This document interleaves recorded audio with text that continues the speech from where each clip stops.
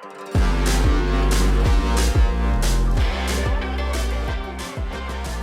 guys, welcome back to day 82 of Reading Your Bible in a Year. Today we read something that probably wasn't super exciting. We read about how the land of Israel was split up once Joshua and the Israelites had conquered the Promised Land. But I want to talk to you about why that's important, and more broadly, what do we do when God fulfills his promises?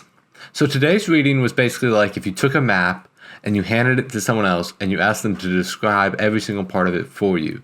That's pretty much what we read today. So my first recommendation is that you should go Google a picture of the Promised Land and maybe look at it for a little while to understand more fully what the land would have looked like, how big it is. For example, today, modern Israel is about the size of the state of Tennessee, give or take, but Israel back then was much, much bigger. It included a much larger area, so we kind of get a misunderstanding of how big the Promised Land actually was when we're just looking at modern Israel. But the importance of the Promised Land is important for three reasons. The first is that it's a promise from long ago. Remember, this promise was first made to Abraham hundreds of years before the Israelites actually moved in to this area. But what I like about this is that we didn't get any details then. We just were promised that he would take the land of these people, but there weren't these details about how it would be set up or what specifically would happen or anything like that. So what we're seeing here is the details of the promise, which is really interesting. And after we get these details, I think what's important to ask next is what's next? Like, we've been looking forward to this for the entire Bible reading, basically since Abraham, of this fulfillment of the Promised Land. And now we're here. From the Jewish perspective, they've been looking forward to it for hundreds of years. And now they're here. So what's next? Joshua 22 verse 5. But be very careful to obey all these commands and instructions that Moses gave to you.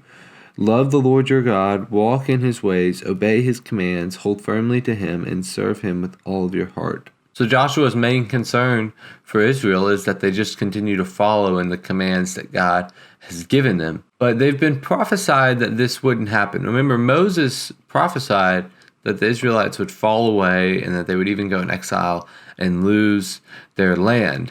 Now, what I love about the generation of Joshua is they take this command very, very seriously. We actually see later on in chapter 22, there's this big problem when the tribes of the east build a big altar. Now, they've been commanded in Leviticus to only offer sacrifices at the tabernacle, and later it would be only at the temple. That's why modern Jews don't sacrifice, because the temple was destroyed in 70 AD. The Israelites get very concerned that the people are going out and building this altar that isn't at the temple. And this is what it says in Joshua 22:16. The whole Israelite community demands to know why you are betraying the Lord, the God of Israel. How could you turn away from the Lord and build an altar for yourselves in rebellion against him? Was our sin at Peor not enough?